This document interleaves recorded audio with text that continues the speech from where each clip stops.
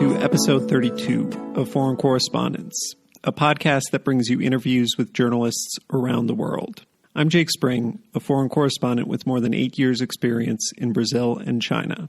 I have to admit that it was a close call on getting this episode ready in time after a busy couple of weeks, but we made it. This week, I bring you an interview with Lenora Brown, the Chrisitian Science Monitor's Africa correspondent based in Johannesburg. You may recall that in episode 16, I spoke to Lindsay Schutel, who is also based in Joburg. I had been meaning to interview Ryan, who helped me get in touch with Lindsay, for a while, but I try to space out my interviews with people based in the same location. Ryan's story is very different from Lindsay's, though, and I think it will give another perspective on South Africa. That said, we do go off script to return to some similar themes as the interview with Lindsay, discussing issues of race and nationality when it comes to foreign correspondence. As in, should white, non-Africans, or non-South Americans be the main people covering these or other places? Those conversations are starting to take place in the media, but have yet to be fully reckoned with. We do also name drop Hélène Francheneau from episode 13, in case you're not a podcast completist and are wondering who we're talking about. As for the parts of the interview where I do stick to the script, as in those questions I ask just about everyone, there's a lot of fascinating stuff in there. Her story on how this 56-mile ultramarathon became a phenomenon in South Africa that 20,000 people, mostly not serious runners, take part in, is particularly wild. Equally interesting is the story about how Ebola prevention efforts had to adapt to local culture in order to be taken seriously. And a bizarre story that got away about an entire Eritrean soccer team that defected. Ryan is a knack for finding stories that push back against the classic, or what I should really say is stereotypical, stories of African strife or backwardness. There's a lot to like in this one, so without further ado, here's my conversation with Lenora Brown of the Chrisitian Science Monitor in South Africa. Thanks so much for coming on the podcast. It's a pleasure. Thanks for having me. And then to warm up a little bit, if you could set the scene for us, just where you are, what time is it, and tell us a little bit about what the last week of work has been like for you. Yeah, sure. So I'm in Johannesburg, South Africa. I'm in my house, in my home office, which is where I've worked since before COVID times. Although the difference now, of course, is I haven't seen much outside these four walls in the past sort of 4 or 5 months. I stay in a house with my partner and 3 dogs in a suburb near downtown Joburg. So that's where I am. It's about 4:15 in the afternoon now. It's late winter here, which if you're lucky enough to live in Johannesburg means it's in the low 20s Celsius, mid 70s Fahrenheit during the day, and then gets a little chilly at night. But that is to say, very, very pleasant. And I'm taking this current week off from work because I was sort of, probably like many of us, hoarding my leave, kind of hoping there would be a break in the pandemic where it felt like safe and fun to be able to travel a little or go somewhere and use those days. And I finally acknowledged that that wasn't going to happen. So I'm just taking a little staycation at my house. But I'm actually working a bit this week on a freelance story, which I don't often do, for the NPR blog Goats and Soda, about the South African president's sign language interpreters who have become these sort of national treasures during our COVID lockdown. They're always in the corner of the screen when the president makes an address about the pandemic. For hearing people, they hold a mirror to what we all feel about what's been going on. The disappointment and sadness and anger and incredulity on their faces mirrors what all of us are feeling. And so they become the subject of like memes and viral videos. And then, of course, at the same time, that's all drawn attention to South African Sign Language and its quest to be named the 12th official language in South Africa. So I'm just doing a little freelance piece about them. And so that's my mini work project at the moment while I'm on vacation. Cool. Yeah, that sounds like a fun story. In Brazil here, too, the sign language interpreters are a big thing because there's very strict requirements that every official giving a speech needs to have one. And so there's always periodically memes come out of the sign language interpreters making faces when leaders are saying particular things or stuff like that. And actually, the president's wife, the first lady, is a sign language interpreter by trade. So she came in, and all her friends now have the hookup with the presidency to translate. So that's interesting. Nepotism in the sign language interpreting world. Yeah, exactly. Anyway, otherwise, with work and coronavirus, Have things been hectic, or has it been a lot of staying inside and working the phones, or how has it been for you these past 4 months? Yeah, I mean, I suppose I'm in quite a lucky position in that I don't write for a breaking news outlet or a paper that considers itself like a paper of record where we really need to cover all the important news on the ground. So I've been given a lot of leeway and flexibility in what to cover in this time. And also a slightly more cynical take is that there's just been people in the United States and Europe have been so consumed with the COVID-19 news there that they actually don't care all that much about what's happening with regards to the pandemic in Africa and in other parts of the world, which has also sort of given me a long leash to write what I'm interested in. And then another wrinkle to this story is I'm type 1 diabetic, so I'm at higher risk. So I've been, as much as I can, avoiding doing much reporting out in the world. So it's been a lot of working the phones, trying to find interesting surprise and delight stories that are news adjacent, but maybe just something a little different than all this never-ending march of death and sickness statistics and all of that. So things like people running marathons in their living room during lockdown, or people adopting pets during lockdown, or people doing virtual tours of things. So I've been sort of leaning a little towards that genre of story. And those have been pretty reportable over the phone. So it hasn't been too hectic, which has been good because it would be hard to manage a really hectic time at work on top of everything else. What was the story you said you drove 3 hours for? So that's actually the most recent story and probably the biggest story I've worked on since the pandemic started. It was about the first 99 days of lockdown in South Africa. Lockdown started at the end of March, so that would have been in the beginning of July. And the framing of it was I followed 4 South Africans through day 99, which was July 3rd. And the 4 South Africans I chose, one was a corner store owner in a township, because I had just gotten the sense that people like that are really pillars of their community and have a really good read on the vibe, the mood in the neighborhood because they interact with so many people. So anyway, so one of them was that guy. One was a woman who was a informal worker, a housekeeper who had lost most of her work because of the pandemic. One was the guy who's in charge of the government response to the pandemic. And then one was a nurse, and the nurse lived in a city about 3 hours from where I live. So I went to see her in person on that day, actually. That was by a long shot the farthest I've gotten from my house in the past 4 months, which is quite unusual for me. Cool. Sounds like a good story. I guess then, yeah, let's get into more of the interview proper. If we could start with, where were you born? Tell us a little bit about what growing up was like, and maybe your early schooling years, and if you started to show any interest in journalism early on. So I grew up in Denver, Colorado in the U.S. From the time I was very young, was really interested in writing, although in fiction writing. I wrote a lot of short stories. I got to middle school, high school. I went to a school for the arts. I was in a creative writing program. And then running parallel to that, I was also an incredibly shy kid, just really timid and afraid to talk to people, introduce myself to new people, and so on. And I mentioned those 2 salient facts because when I got to university then, I went to Duke University in North Carolina, I just sort of on a whim decided to try the student paper. And I realized that journalism is a really good way as a very shy person to have an excuse to approach people. I mean, to this day, I still find it hard to just go up to a stranger at a party and talk to them. But I find it now completely easy to go up to a stranger on the street and say, hi, my name's Ryan. I'm a journalist working for an American newspaper called the Chrisitian Science Monitor. And I was just wondering if I could ask you a couple questions about X, Y, Z. And so I found that to just be a really useful professional excuse to have to talk to the kinds of people I had always been too shy to talk to in any other context. And then, of course, obviously, like marrying that with storytelling. And it was just a sort of new and different way to tell stories. So I think that the sort of seeds of that were planted when I was a kid, although I didn't really know it at the time.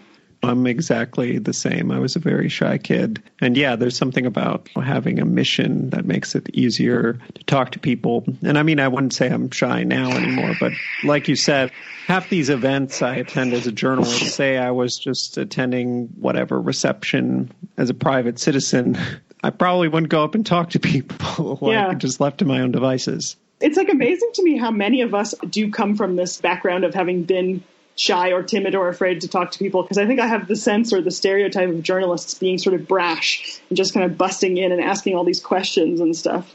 But actually, I think for quite a lot of us, it's been that professional excuse. to talk to people in a way that would be hard otherwise or was hard otherwise. Yeah. So what did you study in college? Were you an English major or something like that if you were more interested in fiction? I was a history major. I guess that was another strand of storytelling that I found really interesting, history and how history is constructed and told, and history as a story, right? Like, what's the path that we cut through the forest that is the past, and what narratives we find and what do they mean? So I studied history with a particular interest in African history. And then I wrote quite obsessively. As I said, I sort of fell into it, but for the student paper, which now when I tell non-Americans about this, they're like flabbergasted that at a lot of American universities, there is a daily newspaper put out by students. It's like wild when you think about it, actually, because these are people who essentially would have no way to have almost any journalistic experience, who are creating the paper of record for a not insignificantly sized community of people, of a university community. And I think I just learned all the sort of basics of journalism there. And I can remember going back to this thing about being really shy. I remember the first time that I had to do a story where I needed to call somebody and ask for an interview, I had to write out a script for myself. And then literally, when the guy picked up the phone, read it, because I was just shaking, so nervous to speak to a person I didn't know. But I mean, that was the way I learned all the basics of journalism, just from doing it, from making mistakes, and from just putting in time there. So I think that's probably not an uncommon one. That was a very formative experience to me, probably, I would say, on par with what you probably learn at a journalism school, I suppose, in a slightly different form. Yeah, I would agree. I didn't study journalism except for a couple classes, but my student newspaper was where I learned most of it. And from that, I mean, was it just something you liked to do, or did you come out of college thinking, I want to be a journalist based on that?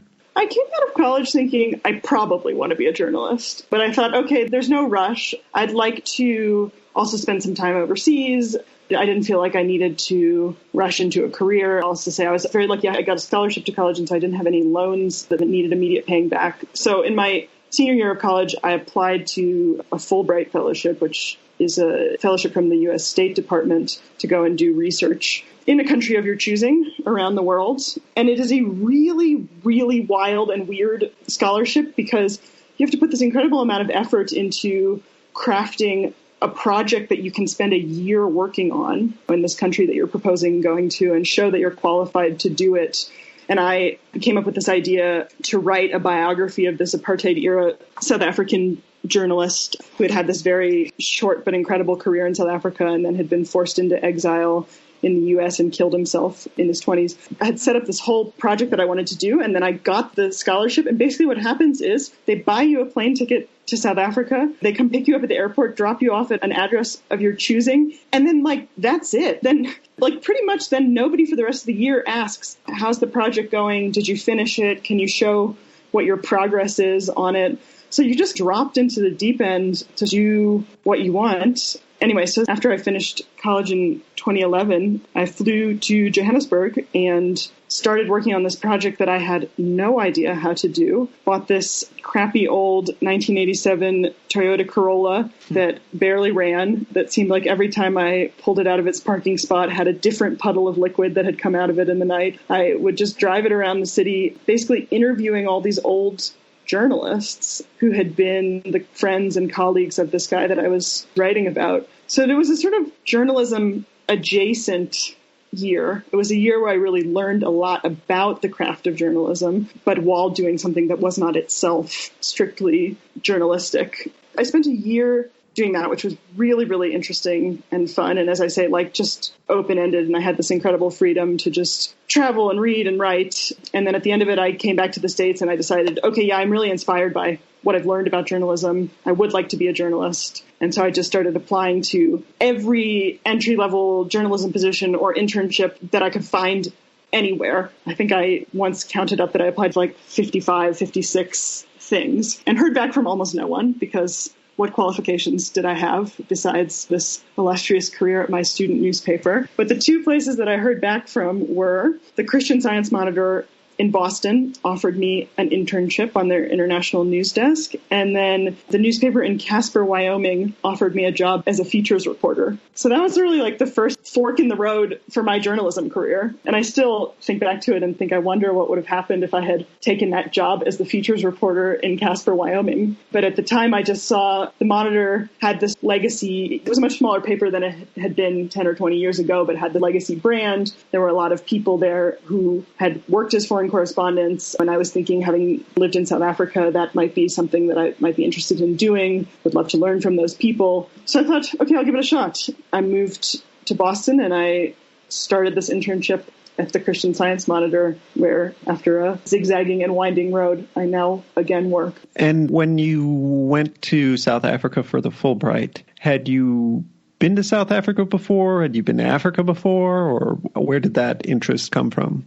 I had this long-term interest in South Africa since I was a kid. And I think it's because South Africa holds a mirror to the United States in so many ways, and the ways in which it's wrestled with being a very diverse, multicultural society, overcoming legacies of racism and segregation. I sort of saw a lot of similarities there and just found the history really interesting and striking. So all the way back since I was a kid, I had been really interested in like Nelson Mandela and the anti-apartheid movement and things like that. And then I ended up spending a summer when I was in college in South Africa in a city called Durban. And then I spent another semester in college studying abroad in Dakar, Senegal. So by that time, I had a little bit of experience in Africa and developing a definite interest in the region. And I think the other thing that struck me about South Africa, just narratively, was that it's really, really interesting. If you come from a country like the United States that's fairly set in its ways, every election, one of two parties wins. The sort of institutions are the same institutions that have been there for a long time. When you walk into a country like South Africa, that is literally a brand new country. The country itself is only a generation old, and you're sitting in a bar with your friends, and your friends are talking about what their country is going to look like in 5 or 10 years and how it might be very different than it is now. Just the sort of sense of movement and dynamism around that really was striking to me. It was interesting on a personal level. It was an interesting place to be. And it was also interesting narratively. I sense there's a lot of really cool stories to tell about a country like that. It seems like a great place to be a reporter. I guess to get back to the Chrisitian Science Monitor in Boston, how long were you there for? And did you get a job with them after that? Or what happens next? I moved to Boston, I guess this was the beginning of 2013, to take this internship on the National News Desk.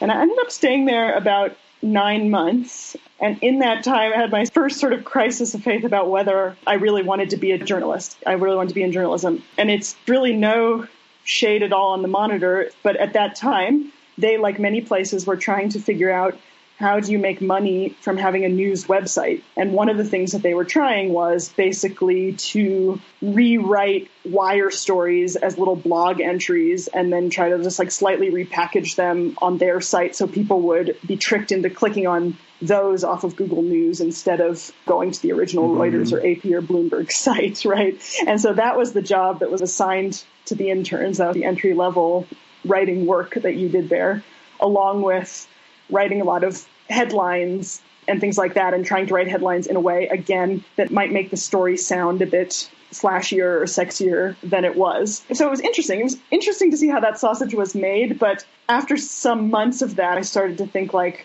maybe journalism is not what I thought it was, or maybe it takes so long to get to the parts of journalism that are interesting. I would sometimes work a bit with the foreign reporters at the Monitor, and I would just wonder, like, I feel like what I'm doing is so far from what they're doing, and the path to get there seems really long, and I can't quite see it. So I thought, maybe I actually don't want to be a journalist. And so in the midst of this, I had this friend who did a master's in African studies at Oxford and had gotten a scholarship to do it, and he had really enjoyed it. And so I thought, well, let me try that. That might be a way to step back, learn a bit more about this region that's always interested me, dabble a bit and see if maybe academia is something that might interest me. Do I want to maybe be a historian? I'd always really loved history and storytelling. So let me try that. So I applied for and got the same scholarship. And then after 9 months at the Monitor, I decided to leave and go do this master's in the UK. Oh, wow. That's quite a departure. So How long did that last for? And obviously, you're back in journalism now. So it didn't take, I guess, just take me through the university and how you got back into journalism after that. So it was only a 9-month degree, so it was quick. But it was a really, really nice experience in that way that school is after you've been out of school for a while. When you've had the experience of sitting all day at a desk doing a 9-to-5 job, then to go back to this, what then feels like incredible freedom of being in class a couple hours a day, learning about a subject that really interests you, and then spending the rest of the time reading and writing and thinking deeply about that subject. It was just such a pleasure as an experience. But I also did see that academia itself felt maybe both a little bit too slow paced for me and also a little bit inaccessible. The kind of writing I'd always really loved to do was the kind that people would want to read. And it seemed like there are obviously academics who write in a very accessible way, but they're going against the grain. They're not rewarded for that.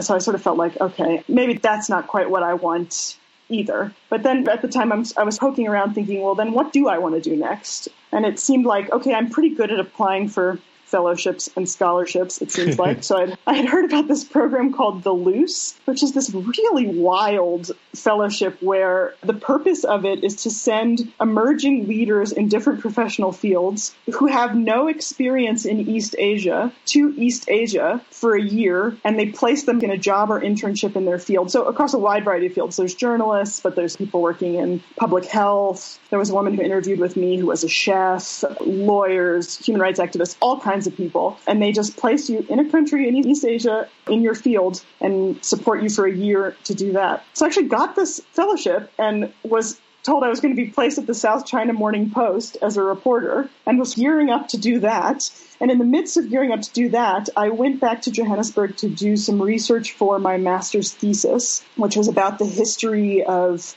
the tallest apartment building in Africa, which is in downtown Johannesburg. And just in the 6 weeks that I spent in Johannesburg, I just had this crisis of confidence about this amazing fellowship I got. And I realized I don't actually want to move to my 4th country in 4 years, start over in a place where I'll essentially be dead weight in a newsroom because I don't speak the language. I don't have a great knowledge of the culture, history, politics, etc. I would much rather dig in deeper to a place that I love, a place I'm really compelled by, a place I have friends. And I also did think I want to give this foreign reporting thing a chance. And the way it seemed to me to give myself the best chance of success was to go to a place I knew a little bit about. So when I got there on day one, I could start pitching and reporting stories and I wouldn't be in over my head from the beginning. So I just made this really kind of last minute pivot. The research component was at the very end of my master's, maybe 7 months in or something. I'd already accepted this fellowship. I went back and told them, no, I'm actually not going to take it. And then when I finished my master's, I just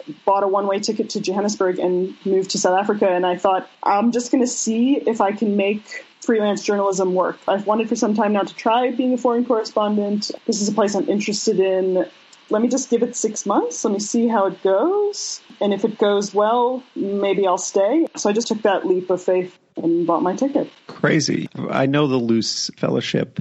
It's one of those things I'd heard about, but I went and studied abroad in China my junior year. And so it was like the prerequisite is that you've never been there, which is a crazy prerequisite. It's a crazy prerequisite. It's such a, it's an amazing fellowship, but it's such an odd set of criteria, particularly in the 21st century when people do study abroad and travel so much. I think probably like in an earlier era, it was easier to make the case that, there's like an emerging generation of American leaders who need to know about East Asia and would have otherwise no way of being exposed to it. Now that concept, I think, seems a little more wobbly, but it's still a super cool fellowship for anybody listening who might be looking at a way to go to a new part of the world. It's a very, very cool program. It would have been in Hong Kong with South China Morning Post? Yep. Interesting. But yeah, wow, that's a gutsy move. But I get what you mean. Going in without knowing a country is extremely difficult, I would say. Even having studied abroad my junior year in China, I went back with this idea I would freelance, and it was much more difficult than I had realized, I think. Or it takes much longer to get up and running, and I ended up taking a job, luckily, and being able to make it work. But even when you do know what you're doing a little bit or have a toehold, it can be tough. So how did you find things when you got to South Africa? Did you immediately already know some editors, know some publications you could write for? How did you go about getting started? Well, I basically had my tenuous foothold with the Monitor. I had editors there who I knew would open my emails, which for anyone who's freelanced is half the battle. And so in the beginning, I started to pitch them. What I realized was I had moved back to South Africa because South Africa itself was really compelling to me, and I was really interested in the place. I hadn't really given a lot of thought to what kind of place it was to be a foreign journalist. It turned out to be quite advantageous, though, because the kind of place that South Africa is to be a foreign journalist is, somewhat to my surprise, I learned when I got there, it's sort of a plush, late career posting for a lot of outlets, because it is a place that has both proximity to places in Africa that generate a lot of news, while also being very, very livable on a journalist's salary in a way that the standard of living here you can have on a journalist's salary is much higher than in the U.S. You can send your kids to private schools, you can have a full-time nanny, you can have a housekeeper. So when I got to my first Foreign Correspondents Association gigs, I just looked around and realized there were all these very, very well-established journalists in their 40s and 50s who had been all over the world and had come to South Africa as a final or late career almost reward posting for having been in these harder places. And so I hadn't realized that I, at 25, was just blithely dropping myself into this place that a lot of people were seeing as a sought-after posting that you got at the end of your career. But the nice thing that was there were a lot of outlets that had a correspondent in South Africa, which I think discouraged maybe there's not the same culture of young freelancers living in South Africa as there is in, say, Nairobi. So there were a lot of correspondents, but then there weren't a ton of freelancers. And so for publications that didn't have a correspondent in South Africa, it was relatively easy to start pitching American outlets. I mean, I think South Africa has a kind of cachet. I learned that you open all your pitches with, sort of 25 years after Nelson Mandela walked out of prison and the end of apartheid, that frame is really compelling to people globally. South Africa is this shining star example, or it's seen that way, of a country that emerged from this really violent, brutal history in a peaceful way and has remade itself in the last generation. And so I found that was enough to get the attention of a lot of editors. It wasn't, I don't want to say any place is obscure, because obscure to who, but from the perspective of American and European editors, South Africa was a place that interested them and that they thought their readers would be interested in. So relatively quickly, then, I started to pick up freelance assignments from other publications too. But in the beginning, it was very much that every story paid $100, $200, $300, and I was just trying to scrape together enough of them in a month to make things work, and there was no stability, and if one person paid me late, it was always a drama with the bank account and stuff like that. So it was definitely wobbly at the beginning, but South Africa is a relatively affordable place to live, and like I said, I was finding that editors did have an interest in it, so it was easier than it might have been in some other places to get started there. And what sort of publications were you working for other than Chrisitian Science Monitor? I was just tossing out ideas to editors everywhere and at all kinds of general interest news publications and just seeing what would stick. So I would write very occasionally for a lot of different places like The Washington Post, U.S. News and World Report, Al Jazeera, kind of dabbling in a little bit of more specific places too. I did a feature once for Runner's World. So just all kinds of places. And I mean, I really think that is obviously a great advantage of freelancing, is you're not bound by the editorial sensibilities of any one publication. If you have the idea and you're committed to writing it, the only barrier, and it can sometimes be a big barrier, is finding an outlet that it will work for. But I had a lot of fun with that, because the other thing is, in South Africa, the press here is really vibrant. It's largely in English, or a lot of it is in English. So I could freelance also for South African publications. It ever came to a point where I just got so tired of trying to do that thing you have to do in every international news pitch, where you beg them to care, where you make the case for why anyone in the United States should want to know about this thing happening on the other side of the world. When I got too exhausted of doing that, I would go and pitch the story to a South African newspaper and write it for them instead. So that was fun too. I had my finger in a lot of pots. Cool. And to be in your 20s and go from applying to 50 plus places, which I think a lot of us have been in that situation and barely hear back from any, to only a few years later getting published in the Washington Post and these big newspapers and other publications. That's a pretty incredible come up, I guess I would say. So that's great that it worked out, even though I know behind the big publication bylines, often you're not getting paid that much. It's kind of hard to string things together. I've never been a full-time freelancer. A couple times I did it when I was a student for a year and things like that, when I took a year off to study Chinese. Basically, when I stopped being a freelancer each time, I was only then just finally, after a year, getting to the point where I could probably do this. I could probably do this and not starve to death. But I remember in the year I did it or whatever, like a couple times I had to borrow money from friends and things like that. It was tough. But it is tough. And, and I think like one thing people do not talk about enough is I wouldn't say the privilege needed to do it, because certainly I've known freelancers who make it work without privilege. But just to be clear about it, I went in with no student debt. I wasn't supporting parents or other family members. And my dad gave me a couple $1,000s to buy a car. All of those things put me way ahead of anyone who has any kind of need for financial stability, where they're going to have to pay a loan payment every month. They're going to have to send their parents this much money every month, and sort of gave me the ability to not make that much and it was going to be okay, or payments could come in late and it was going to be okay. And I also had in the back of my mind knowledge that if I needed to, I could always buy a plane ticket home and go stay with my parents until I could find another job. That was always going to be an option for me. And I remember at the time when I started freelancing, I would just look at other freelancers and I would just wonder, like, how is this working? You'd see people getting these really big commissions, but for places that I knew did not pay very well, like the websites of these big magazines like The Atlantic or Harper's, The New Yorker, and just writing these like beautiful, intricate, heavily reported pieces that I knew were paying them like $300 or something. You just wonder, how are people doing it? And people are doing it in all kinds of ways, from all kinds of privilege, whether it's that they have a spouse or partner who they can get health insurance from or who can pay the rent every month, or they have some kind of non-journalism job invisibly supporting their reporting that they do, or they're like me and they just could wing it because they didn't have any kind of financial obligations holding them down. Yeah, I mean, freelancing is really, really tricky. Yeah, tough needle to thread for sure.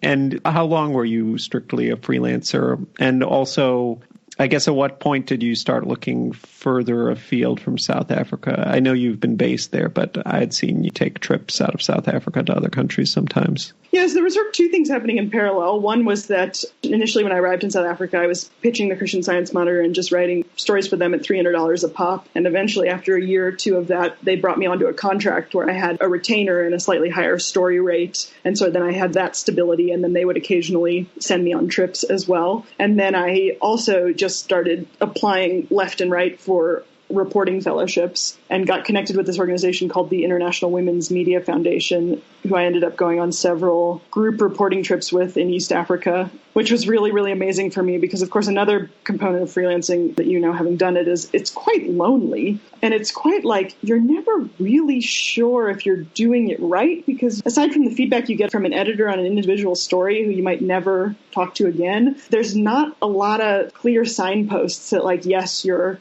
getting better, or yes, you're advancing, or yes, you have the necessary skills to do this. So going on those group reporting trips and just seeing how other people report, what it looks like, how they ask questions, how they approach people, what kind of stories they're writing, that was a really profound experience for me too. And then also started taking me to other countries in the region. And I started learning a bit more about doing that kind of reporting in a place that you're not living, which of course offers its own whole set of challenges. And yeah, I've talked to a few people, I think, who have done fellowships with IWMF. Yeah. And that's how you know Elaine Franchino? Yeah, that's right. Yeah. I went on a reporting trip with her to Uganda, which was wild. We were in like a rural part of Uganda, and we stopped at a little grocery store, and it was run by a Chinese family.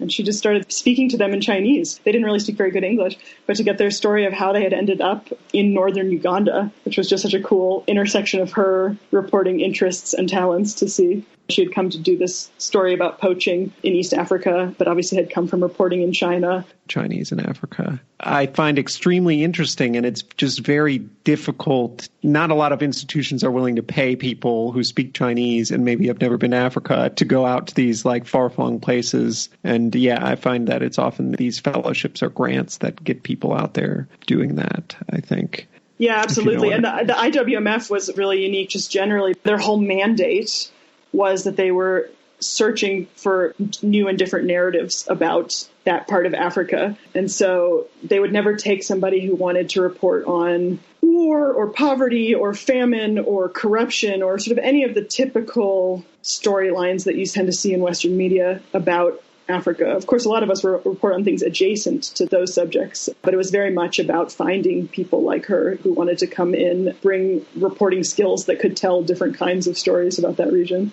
So does that lead to other opportunities, or do you stay with the CSM this whole time? So I was still doing a lot of freelancing, dabbling in different things, doing a bit of magazine writing. Like I said, I did this long feature for Runner's World about the largest ultramarathon in the world, which is in South Africa. I did a radio documentary for a podcast called 99% Invisible, which was again about the tallest apartment building in Africa, which I had done my master's thesis on. I was sort of dabbling in different things. And then in the midst of it all, the Christian Science Monitor offered me a full-time job. Historically, they had had a bureau in South Africa, which they had closed, I believe, in 2009, and had relied on freelancers in the region since. But because I had been writing for them a lot the past few years there, I was already there. They wouldn't need to move me there or anything. I think they saw an opportunity to reopen that bureau in a relatively cheap way because I was already based there. And so they offered me this job as a correspondent. That was about 3 years ago now.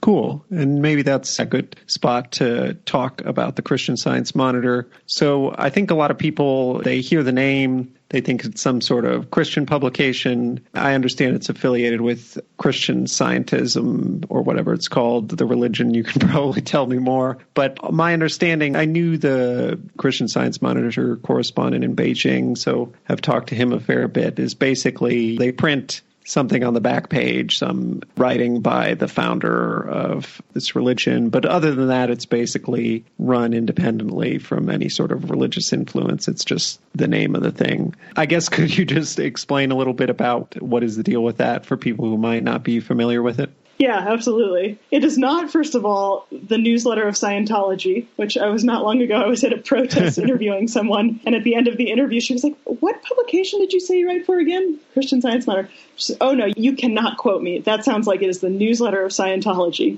which had long been my fear, that I'm calling people up or writing people asking for interviews, and they think that I'm affiliated with Scientology. So first of all, Christian Science is not Scientology, but the Christian Science Monitor is a nonprofit newsroom under the auspices of the Christian Science Church, which is a small denomination of Christianity started by this woman named Mary Baker Eddy in the early 20th century. And she also founded a newspaper alongside the church. So the church has always given financial support to this newspaper. And historically, a lot of members of the staff also have been Christian Scientists, but the paper itself is a secular newspaper. It has a couple of sort of funny restrictions on content linked to Christian Science, but they're not sort of religious restrictions. But just for instance, the founder of the Christian Science Monitor and the Christian Science Church said that she did not want the alcohol and tobacco industries written about. She did not want those vices glorified or given airspace and attention in the news. We don't write about the tobacco or alcohol industries. So there's some funny little quirks like that, but it is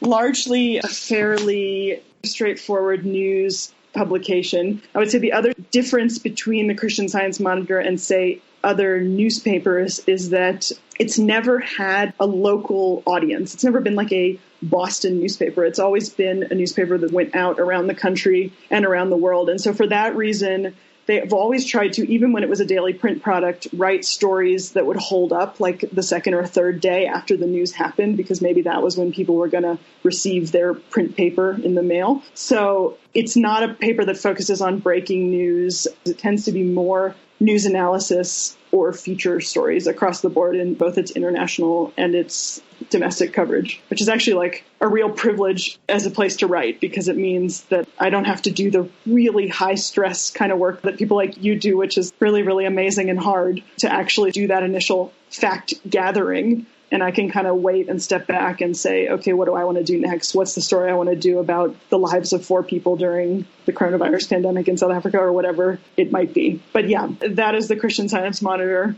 in a nutshell. I never knew I would spend so much of my adult life explaining to people what Christian Science is. I guess this would not have happened to me if I had taken the job at the Casper newspaper. Right. But yeah, they're very famous for, I would say, internationally focused feature writing, especially maybe that lack of home-based readership or something made them put more of their efforts abroad, historically at least. That just like the amount of space in it given to not the U.S. is just so much more than a lot of publications at least used to be. Probably still are, given layoffs in bureaus around the world, although I know that Christian Science Monitor is affected by that as well.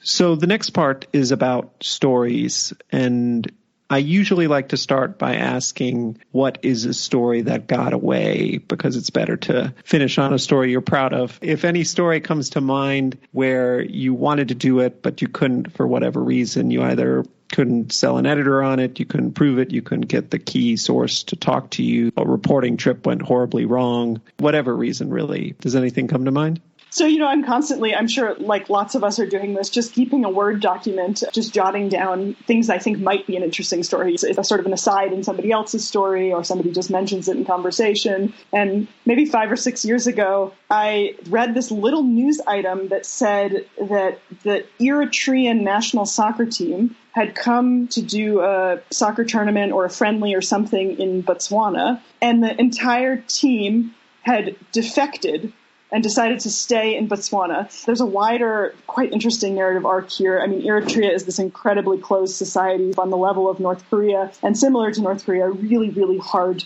to get out of. They have indefinite military conscription, and so people have to hatch these really dramatic ways to escape. And historically, a way that a lot of people have escaped is they've gotten onto a national sports team, and the national sports team has gone somewhere for a tournament, and then the whole team of whatever sport it is just defects en masse. And this has happened like many times, to the point where I think now in Eritrea, they basically like threaten their families or something like that. They make it so it's harder for people to then leave. But anyway, there was this thing where every couple of years you'd hear about an Eritrean sports team that got to another country and then all just said, no, we're not going back. But I was really struck by this example in Botswana, because Botswana is a really hard place to be a refugee. It's not a place where you can, as a refugee, like live in cities or just get a job. You have to go live in a refugee camp. And there are very few refugee camps in Botswana, and they're in very rural, very remote parts of the country, and they're just not very nice. And so I thought, this is a really odd, striking story of these men who decided it was better to live in a refugee camp, maybe for the rest of their lives, in a refugee camp in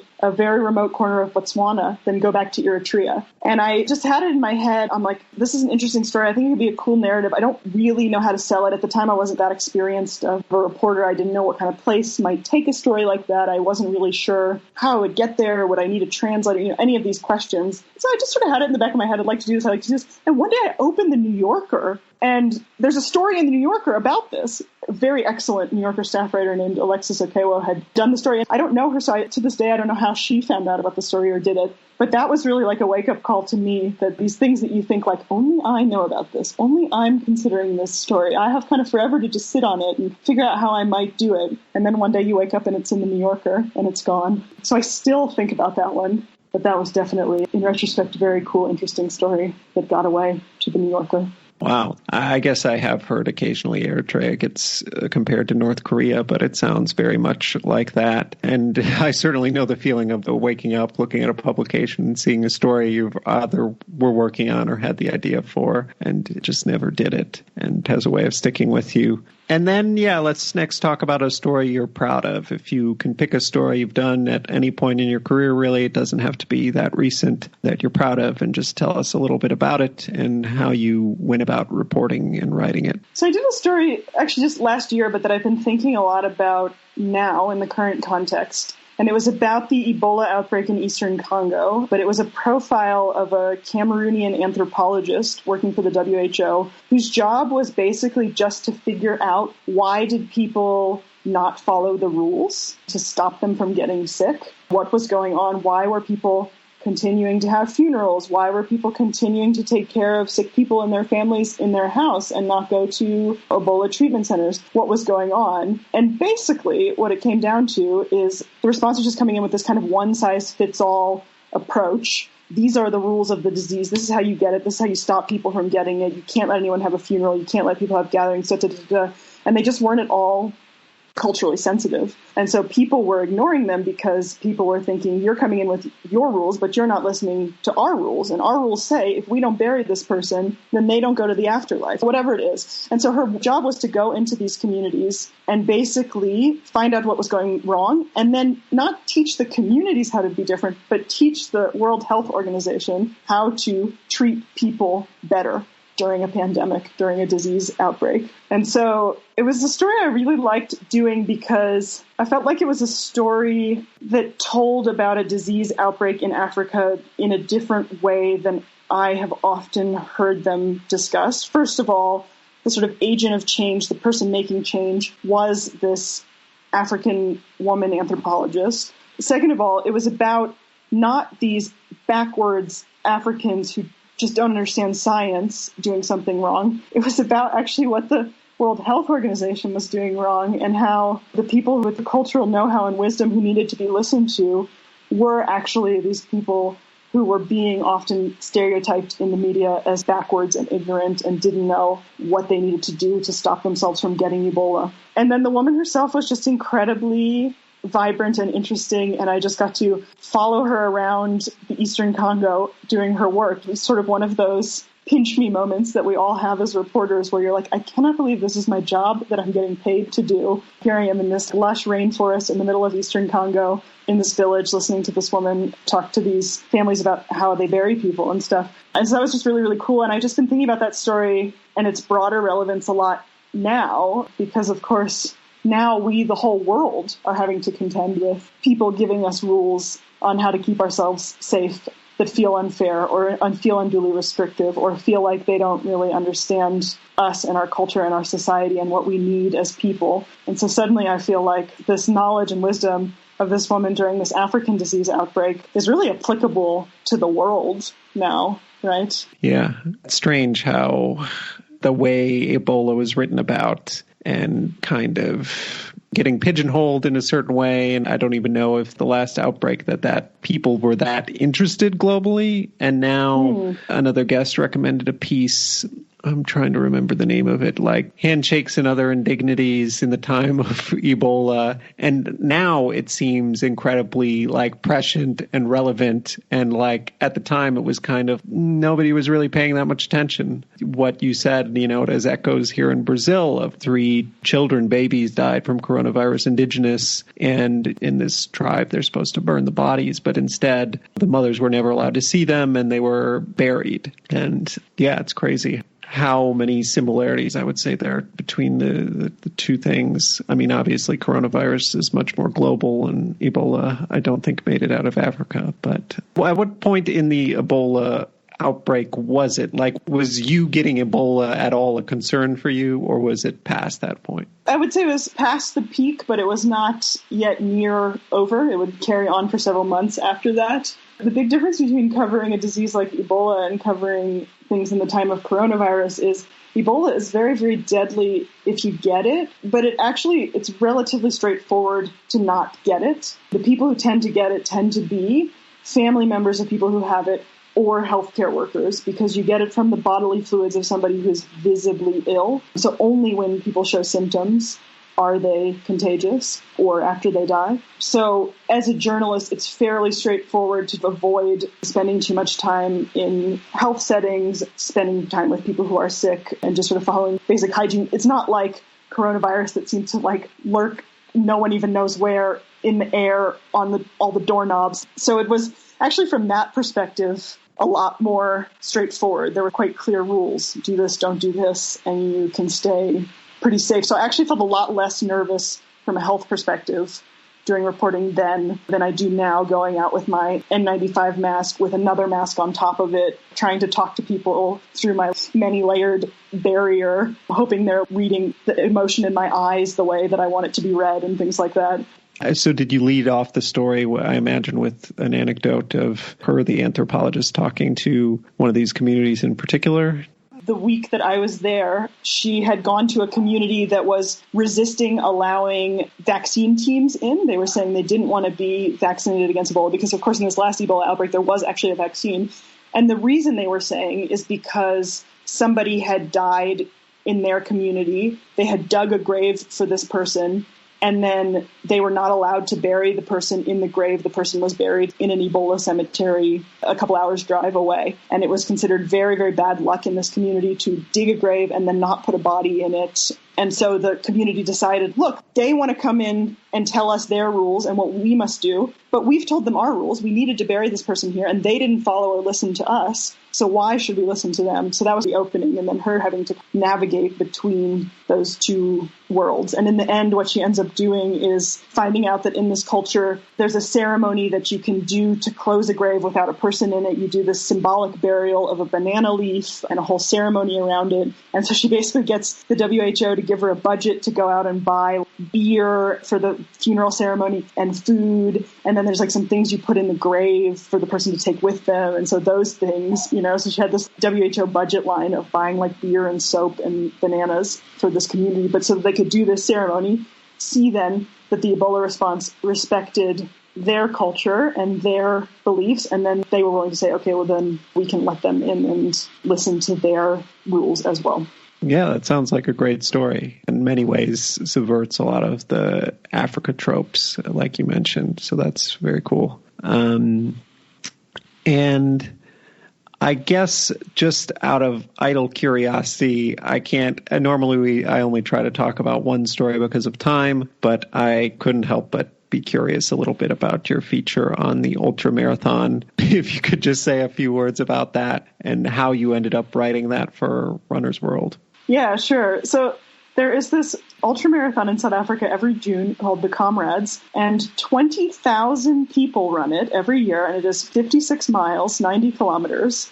But 20,000 people is like the size of a city marathon in the U.S. or somewhere else, and it very much has that vibe. The people who run it are not these wiry, like super obsessive, long-distance runners of the type you might think run ultramarathons in places like the U.S.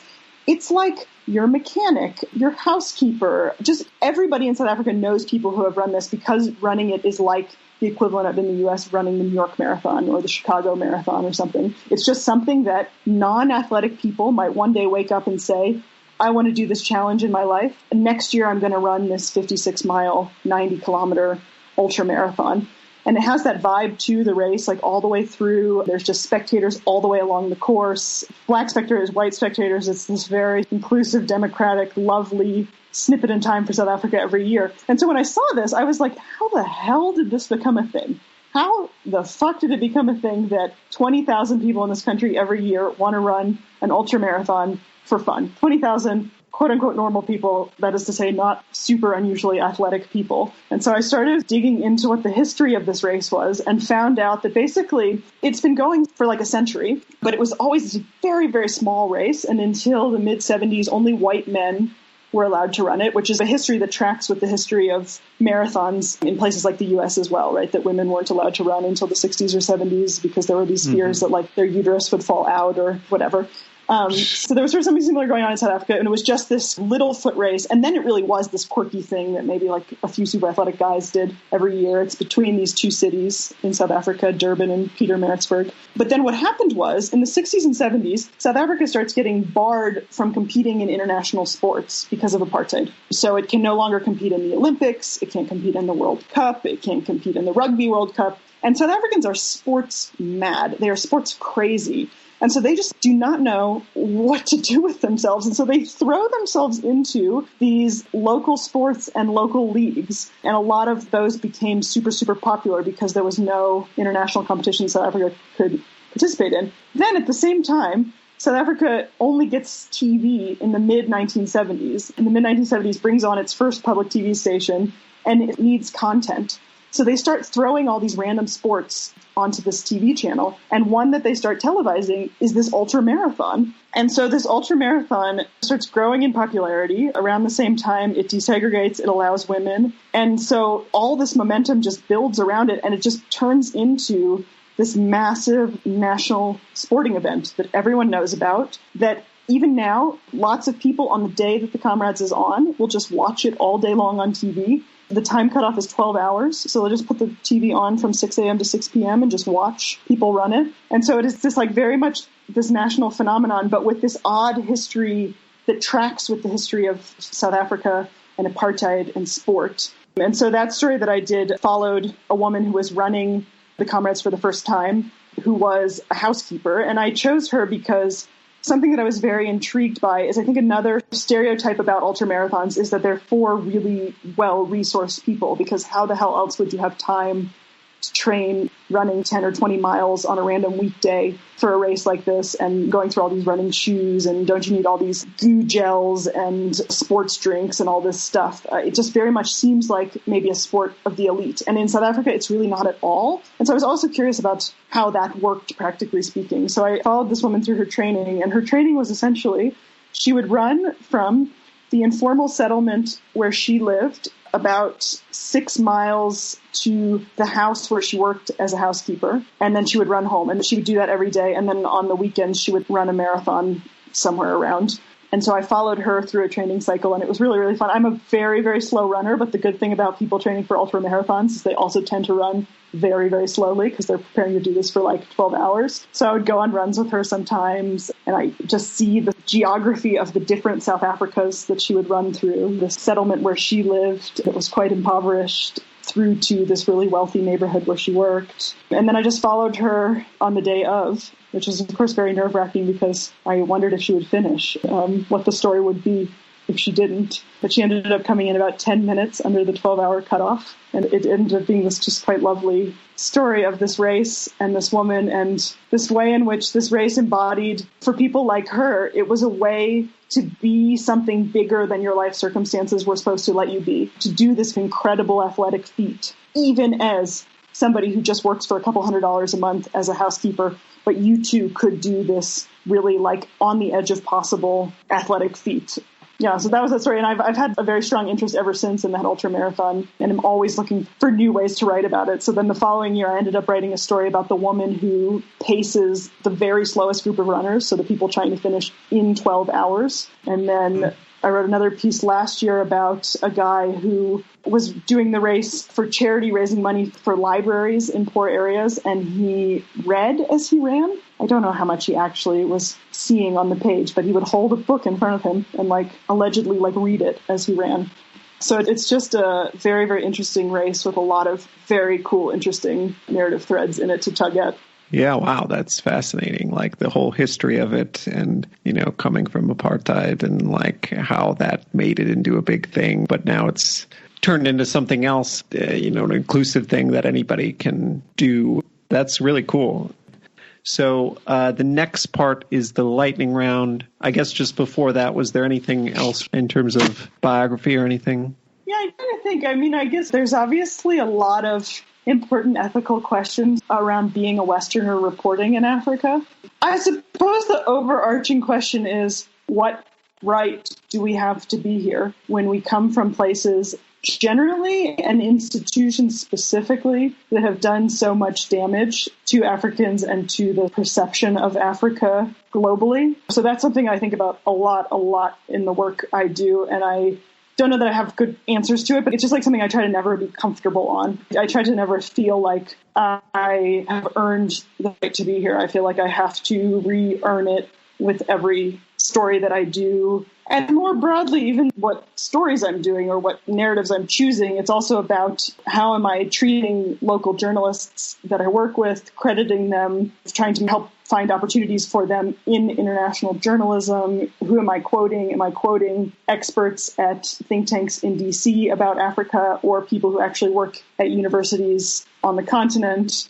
I'm curious, actually, if it's something similar in Latin America. There's quite a reckoning in Africa. And I know you and Lindsay talked about it a little bit, but over who has the right to tell these stories and how do we tell them in a way that's fair and that's different than people who look like us who have come before us. Yeah, I would say it's not scrutinized the same way in Latin America for whatever reason. I think maybe just because there are so many white South Americans, which people in the U.S., I think, kind of fundamentally misunderstand that, like, these other countries, yes, they speak other languages, but they're fundamentally multicultural, multi-ethnic like the U.S. There was the white upper class in Brazil who were slave owners. And so it's very much like the U.S. in that sense. And I think in Brazil in particular, it's extremely problematic in Brazilian media, too. Like, the media is extremely white in a country that is very not white. So it's... Yeah, and it is interesting because I feel like I've been waiting for this wave to crash, that the media in the U.S. was so scrutinized in the wake of Black Lives Matter for its lack of diversity or for its lack of thoughtful coverage of communities of color in the United States. And I just kept waiting for it to sort of turn on, well, and look at all these like white foreign correspondents in Latin America or Africa or Asia or whatever. And I don't know if it's just because there was too much else going on, but it never quite pivoted there. And I was almost sort of hoping for it to, because I think forcing those conversations out in the open and actually forcing our bosses to have to deal with it because people are demanding it of them would probably be a good thing. But anyway, I suppose we were spared for a little while longer. Anyway, yeah, in terms of, that was a very interesting conversation with Lindsay about how it works in Africa. And she sounded a little bit hopeful that it's getting a little bit better, but it's still obviously a problem. I do think it's getting better. I think there's an increasing awareness in big Western media companies that have correspondents here that it would bring value, it would bring richness and depth to their coverage to have African reporters cover Africa. So you now see that now the New York Times, for instance, which has 3 reporters in sub-Saharan Africa, 2 of them are African. The Guardian's West Africa correspondent is African. So you're starting to see some big media brands seeing the value of that, which I think is good because I think it feeds into a bigger conversation about what makes good foreign correspondence. This, historically, the ethos has always been, oh, you send somebody who knows your publication's style and what it needs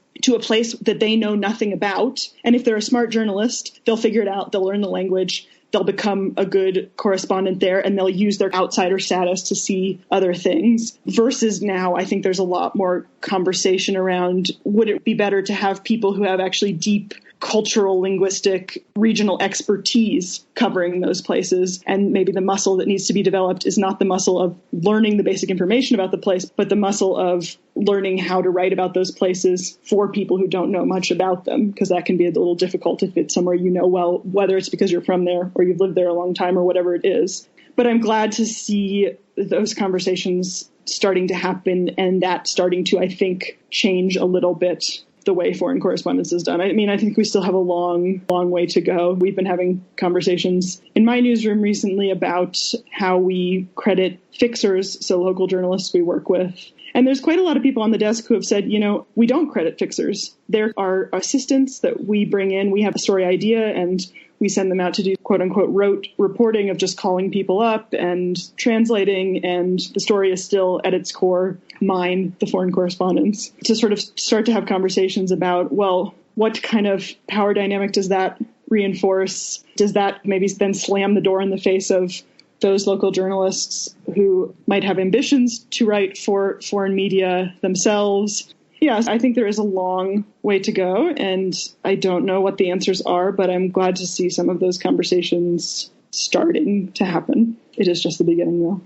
I guess I would say the one very positive thing about Reuters is the fact that it seems to be one of a few singular places where I feel like it's very inclusive for non-native English speakers, and the fact that you can really have a future in Reuters, even if you're not a native English speaker. If you can get to a certain level, the supremacy is always placed on reporting and not writing. So in the cases of hiring a fixer or an assistant, whoever is in the field doing the reporting gets the byline. I can be in the office, I'll get a writing credit at the bottom, but it's like whoever got the information that's at the top of the story, their name goes on top. no matter what. It doesn't matter if they're more junior and there isn't this kind of star correspondent type thing who gets to swoop in and, take all the credit for other people's work. And I think that's good and that's positive. That said, probably more the people they're putting on the front lines should be Black, definitely.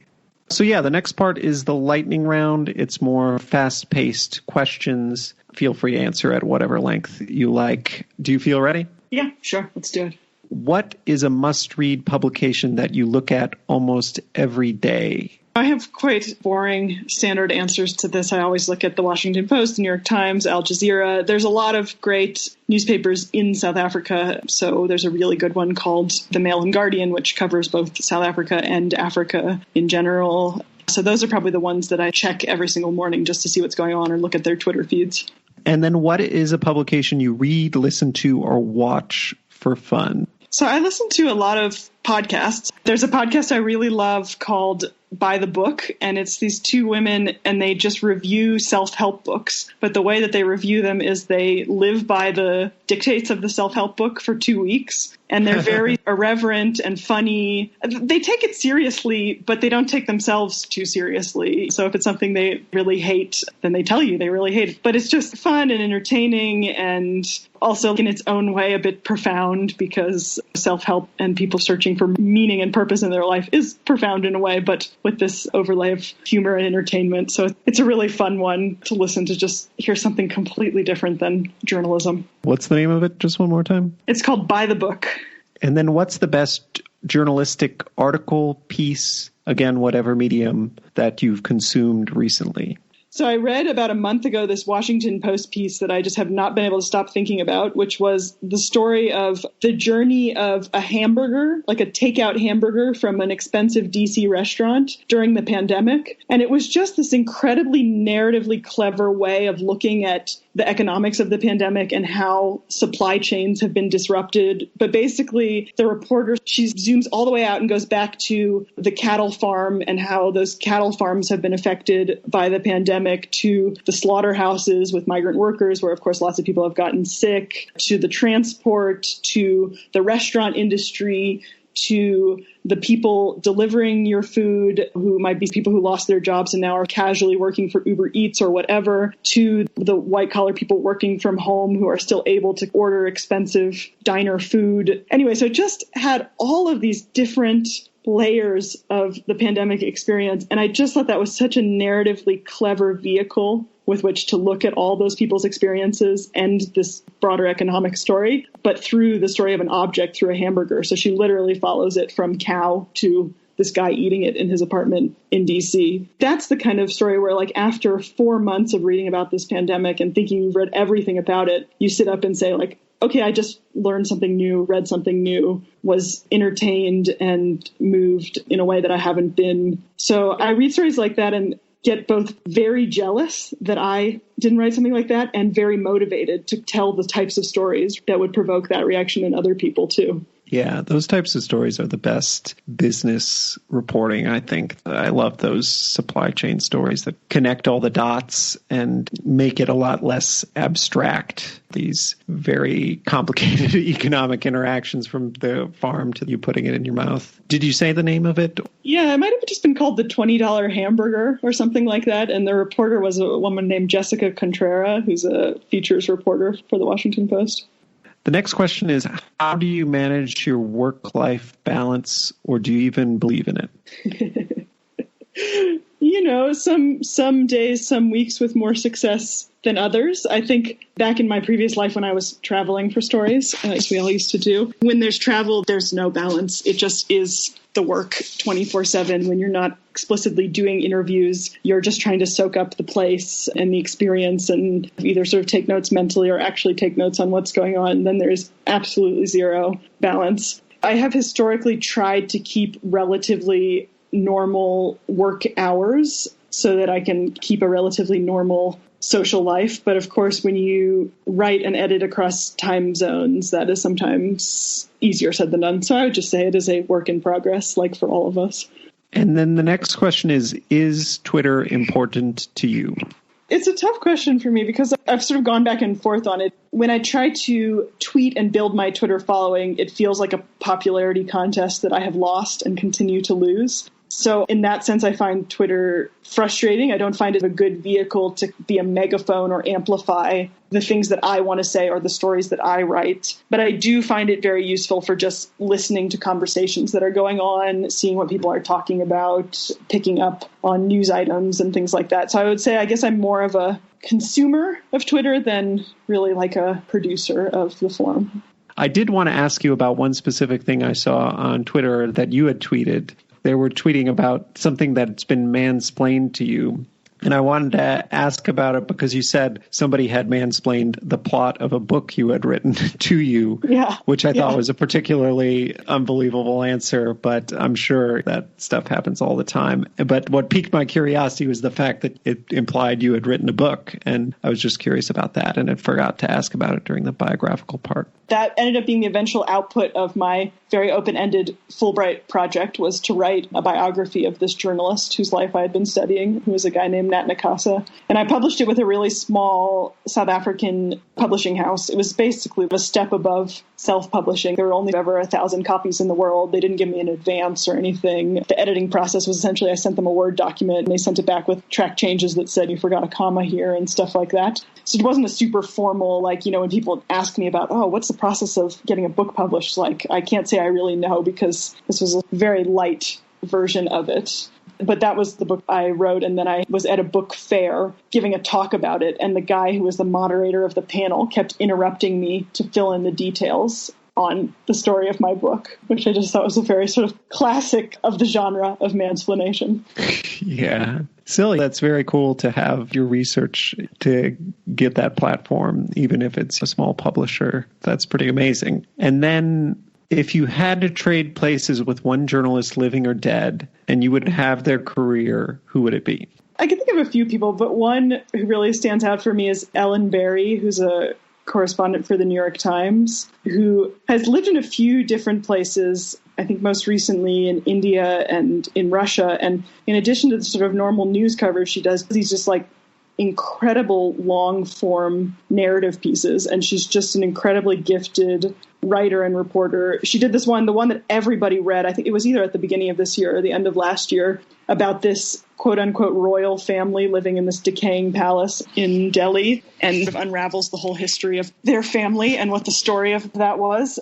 But she just writes so cinematically that every time I read a big piece of hers, I go back and read it 5 or 10 more times to study how the hell she did that, how the hell she wrote this piece of journalism in a way that feels so much like a film or a novel that you can't tear yourself away from. Because I think that's ultimately coming from somebody who grew up as a kid wanting to be a novelist and wanting to tell those kind of stories. I think I'm still striving for marrying those two parts of my interest in storytelling, the interest in journalistic storytelling with this interest in this. You dive into a world and you are completely absorbed by it type of storytelling. And I think she somehow finds a way to do both in a way that I just find incredible. So I would love to have her career. I would love to get inside of her head and just figure out how she does it. But yeah, she's a great, great reporter. What do you think you bring to the table that makes you a good journalist? My skill set definitely is towards the end of the spectrum of being good at sitting with people and listening to them and having conversations, which I know seems really basic, but that's just to say I'm not at the end of the spectrum where I'm good at asking really hard questions of people with a lot of power. I'm much better at sitting with the people upon whom power is enacted in whatever various ways and listening and being an empathetic ear and getting people to open up to me and talk to me and trust me with stories, which I think goes back to my rule being that you try to be a person before you're a journalist. You try to approach an interview like you would approach a conversation, give a little of yourself. If you want people to talk to you about sensitive things, show them that you too are a person. You too have maybe had experiences that run parallel to theirs or whatever it might be. So I think my skills are definitely in the listening, observing side of things. And I have a very good eye for detail, I think. So picking up on the setting and those kind of visual things that bring stories alive. What is one thing you wish you could travel back and tell your younger self? On a very practical level, I wish I could tell my younger self and all freelancers to negotiate their rates. I think I was very surprised a year or two into freelancing to discover that when you pitched a story, the publication said yes, and they came back to you and said, oh, we'd pay $300 for a story, that you didn't have to just say yes, that you could ask them for more money. I just think about all the sort of small indignities now of stories that in retrospect were really good stories that I wrote for $150, $250 because I didn't have the confidence or poise or just knowledge to know that you can ask for more money. And then just back to what I was just saying now, to tell journalists starting out, you always want to get the best stories that are going to get you the best clips, that are going to get in the best publications, but to just be a fucking human being with people, to not see them as subjects and characters, but to see them as other people and to think, what would you want from yourself if you were in their circumstances in terms of how you would want to be treated, talked to, talked with, talked about. I think that's the kind of thing that can fall through the cracks of journalism education, because it's not a practical rote, this is what a lead looks like, this is what a nut graph is, types of sources every story needs or whatever. But just to have a heart is something that I think sometimes a lot of us learn by making mistakes through practice. What is one thing that most people don't know about you? I can read in Cyrillic, but I no longer speak any Russian. So it's a very odd, sort of useless, just residual bit of knowledge I have from being a kid living in a Russian-speaking country for a little while. Where did you live where they were Russian-speaking? When I was 7 years old, my dad actually did a Fulbright himself as a professor. He's a law professor in Kazakhstan. We lived in what was then the capital of Kazakhstan, Almaty.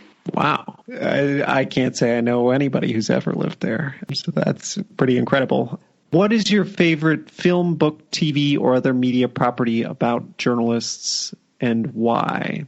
I suppose it's very much in the genre of this podcast, but I really love long form because I really love listening to journalists talk about their craft. And I love that very wonky stuff that's inside the business, because so often when I read a good story, I'm like, how the hell did this person report this? I just want to know what the process was. And I've been listening to a podcast recently also called The Writer's Co-op, which is about the business of freelance writing. But I found it a really useful one recently in terms of actually breaking down things like, how do you make money as a freelancer? What's a reasonable amount of money to expect to make? How do you manage your finances, your taxes? This really nitty-gritty stuff. I just like drawing the curtain back on those kinds of things and seeing what's behind the scenes. And then the final question is, qualifications aside, if you couldn't be a journalist, what job would you do? I think many journalists, in my low moments, I think I just want to do something that's objectively useful, right? To be a nurse or something where every single day you're helping save people's lives. Or on a slightly more abstract level, something like being a human rights lawyer or an immigration lawyer or something like that, where your advocacy is actually directed towards changing something in a systemic way. Because I think that the hardest thing for me about journalism is that you are sort of this stenographer of the world as it is. I mean, we hope writ large that journalism steers and influences the path that society takes and influences decisions people make, but it's in this grand abstract sense. It's kind of rare that you have a story that changed something. So I feel like sometimes I wish to have a job like a lawyer where you kind of see the changes that you're making. And then sometimes I wish for something even more tactile. And actually, there was this person, they were sick, and then I helped them, and then they were no longer sick. Those are the sort of genres of jobs that journalism makes me long for at times. Okay, so that's the last question. I'll just wrap up then by saying thanks so much for coming on the podcast. Thank you for having me. It's nice to sort of think through a lot of these things out loud, and it's an interesting, helpful exercise for me too. And I know, I'm not in any way well known or anything, but people write to me sometimes and say, oh, how do you get started as a foreign correspondent? And what was your career trajectory like? So I know it's helpful to younger journalists coming up or considering this as a career path to hear how different people did it. And just from listening to your podcast, I can see people's experiences are so different. So it's a very useful library, I think, of interviews to have for those types of people. I'm sure you hear from those types of people too. Yeah. Those are probably most of the people I hear from are younger journalists, and I hope it's helpful to them. It seems to be. Just, when I was coming up, I didn't have many examples of how to do it. I studied abroad, and then I kind of met some journalists while abroad and interned. And then I was like, oh, this is a thing I can do. This is how people have done it. And that really set everything in motion, because otherwise this kind of abstract thing people say in journalism school, I might like to be a foreign correspondent, but I feel like even most of the professors don't know how the hell to help you do that. Totally. And especially people our age, right? It's helpful to hear how we did it because it's so different than 30 years ago. Oh, I started at a regional newspaper and then I got hired by a bigger regional newspaper and then I got hired by a national newspaper and then I moved to the foreign desk and then they sent me abroad. There used to be like this very clear career path to how you did this. And I think it's a lot blurrier now. And so people are really like, what am I supposed to do if I want to get on this track? Right. Yeah. And now I would say the biggest thing is just going someplace. You can't wait to be sent, I would say, is a through line of a lot of these interviews. You can't wait for a publication to send you. You kind of just have to go figure it out. That's our show. Thanks for listening to my conversation with Lenora Brown, Africa correspondent with the Chrisitian Science Monitor. I'll post links to some of Ryan's work and other things we talked about in the podcast description and also on our show page, foreignpod.podbean.com. If you like the show, please subscribe to it in Apple Podcasts, Stitcher, Spotify, YouTube, or wherever you get your podcasts, and leave a 5-star rating. Beyond that, it would be a huge help if you also write out a positive review saying what you like about the show. It helps get the podcast more attention. Follow or tweet at me on Twitter at @foreignpod. On Facebook, our page is facebook.com/foreignpod. Above all, if you know someone who might like the podcast, please recommend it to them. The show is produced and edited by me. Our music is a track called Love Chances by Mackay Beats. There's more information on that in the podcast description and on our show page. Please look for the next episode to be posted on Sunday, September 6th. Until then, I'm Jake Spring, and this is Foreign Correspondence.